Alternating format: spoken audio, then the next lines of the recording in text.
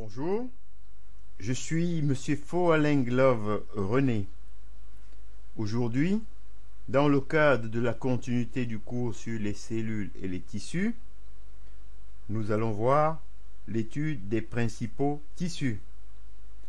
On donne le nom de tissu à un ensemble de cellules différenciées en vue de la même fonction et groupées à cet effet selon un certain ordre.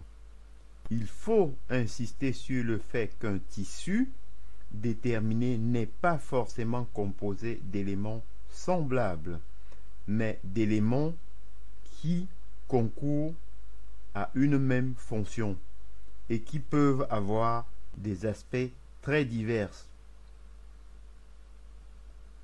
Exemple de tissu. Tissu musculaire, glandulaire, nerveux, conjonctif, etc. Un ensemble de tissus différents concourant à une même fonction constitue un organe. Par exemple, l'intestin est un organe composé de tissus glandulaires, musculaires, nerveux, concourant à la digestion. Enfin, l'ensemble des organes qui participent à la même fonction constitue un appareil. Exemple, l'appareil locomoteur comprend les os, les articulations et les muscles. L'appareil digestif comprend l'estomac, l'intestin, les glandes annexées au tube digestif, etc. Dans ce cours de généralité, nous étudierons que les tissus épithéliaux et conjonctifs. Les autres tissus osseux, musculaires, nerveux seront étudiés avec les appareils dont ils font partie. L'étude des tissus est l'histologie. Maintenant, nous allons voir les tissus épithéliaux ou épithélium. En effet, on nomme ainsi des tissus composés de cellules juxtaposées qui limitent les organes vers l'extérieur ou vers une cavité naturelle de l'organisme. On les divise en épithélium de revêtement et épithélium glandulaire. Nous allons voir les épithéliums de revêtement. Ils ont un simple rôle de protection vis-à-vis des tissus sous-jacents. La forme des cellules qui les constituent permet de distinguer des épithéliums prismatiques cylindriques, cubiques et pavimenteux, c'est-à-dire formés de cellules aplaties. Les épithéliums peuvent être constitués d'une seule couche cellulaire. Ils sont alors appelés épithéliums simples. Ils peuvent être formés de plusieurs couches de cellules superposées. Ce sont les épithéliums stratifiés. Les cellules épithéliales sont parfois porteuses de prolongements mobiles, cils vibratiles, flagelles, bordures en brosse, plateaux striés. Nous allons voir maintenant les épithéliums glandulaires. On appelle ainsi les épithéliums dont les cellules élaborent des produits particuliers qu'elles déversent en dehors d'elles. Les cellules glandulaires sont groupées et constituent des organes spéciaux. Les glandes. Des variétés de glandes sont extrêmement nombreuses. Suivant leur forme, on distingue des glandes tubuleuses en forme de tube, acineuses en forme de grain de raisin. Suivant la façon dont elles déversent leurs produits de sécrétion, on distingue les glandes à sécrétion externe ou glandes exocrines qui possèdent un canal excréteur dans lequel elles déversent leurs sécrétions.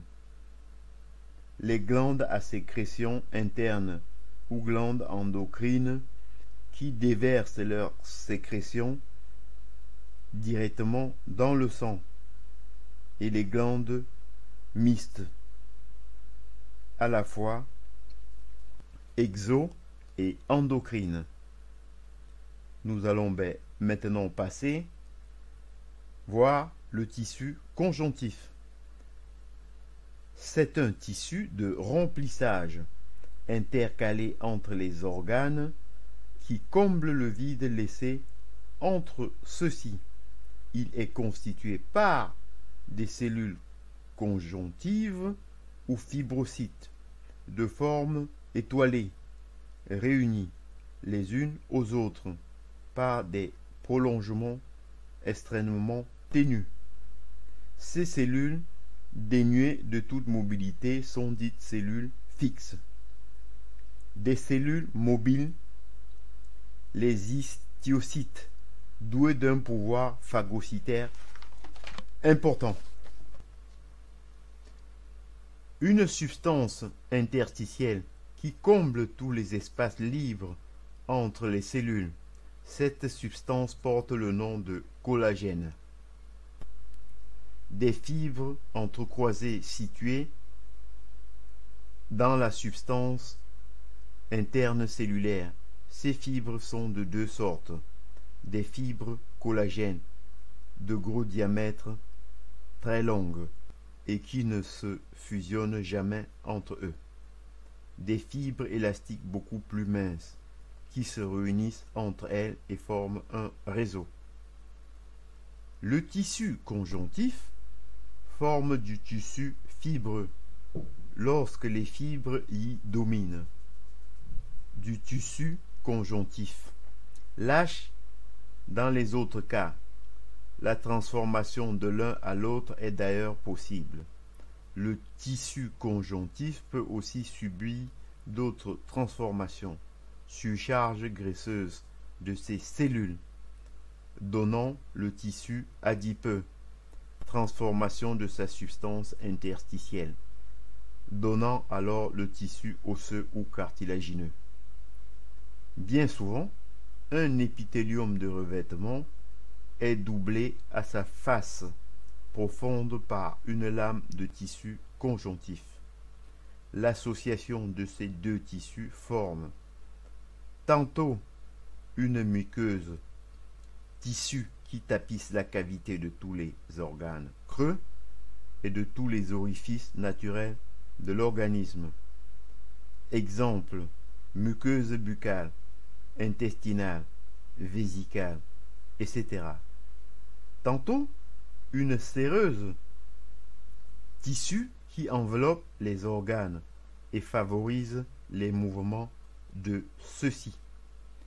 Exemple, le péricarde, séreuse entourant le cœur. La plèvre séreuse entourant les poumons.